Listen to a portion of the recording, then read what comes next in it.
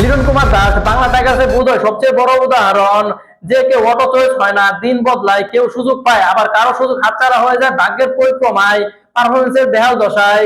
অনেকে বাদ যায়, আবার কেউ ভালোভাবে ডাক পায়। তেমনই হয়েছে লিটন কুমার দাসের। রঙিন আশায় বুক বাঁধা লিটনের এই অনুশীলন তেমন কিছু ইঙ্গিত দেয়। আর এভাবে তিনি ফিরবেন জাতীয় দলে। লিটন কুমার দাস বাংলাদেশের একজন অন্যতম প্রতিভাবান ক্রিকেটার। তিনি মূলত ডানহাতি ব্যাটসম্যান এবং উইকেট কিপারও তিনি বেশ পারদর্শী। লিটন কুমার দাস 2015 সালে আন্তর্জাতিক ক্রিকেটে তার অভিষেক হয় এবং তারপর থেকে তিনি বাংলাদেশের ক্রিকেটে গুরুত্বপূর্ণ একজন সদস্য হিসেবে পরিচিতি লাভ করে। লিটন কুমার দাসের কিছু গুরুত্বপূর্ণ দিক যদি আমরা লক্ষ্য করি, সেদিকে তার ব্যাটিং শৈলী। লিটন কুমার দাস একজন আক্রমণাত্মক টপ অর্ডারের ব্যাটসম্যান।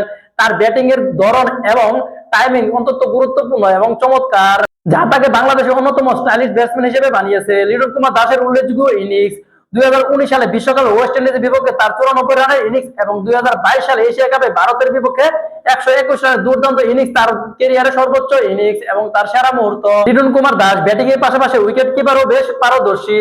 তার দক্ষতা ও পারদর্শিতে এই উইকেটের পিছনে লিটন বেশ দক্ষ, যদিও বর্তমানে তিনি পুরোপুরি ব্যাটসম্যান হিসেবে পরিচিতি লাভ করেছে।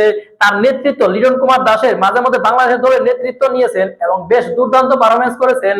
বিশেষ করে 2022 সালে নিয়মিত অধিনায়ক না থাকায় তিনি বেশ কিছু ম্যাচে নেতৃত্ব দিয়েছেন এবং ভালো পারফরমেন্স করেছেন। লিটনের ব্যাটিং, উইকেট কিপার এবং নেতৃত্বের পাশাপাশি তার চ্যালেঞ্জ এবং ভবিষ্যৎ সম্পর্কে আমরা যদি জানতে যাই, লিটনের সামর্থ্য নিয়ে কোনো সন্দেহ নেই, তবে ধারাবাহিকভাবে বজায় রাখা তার সবচেয়ে বড় চ্যালেঞ্জ।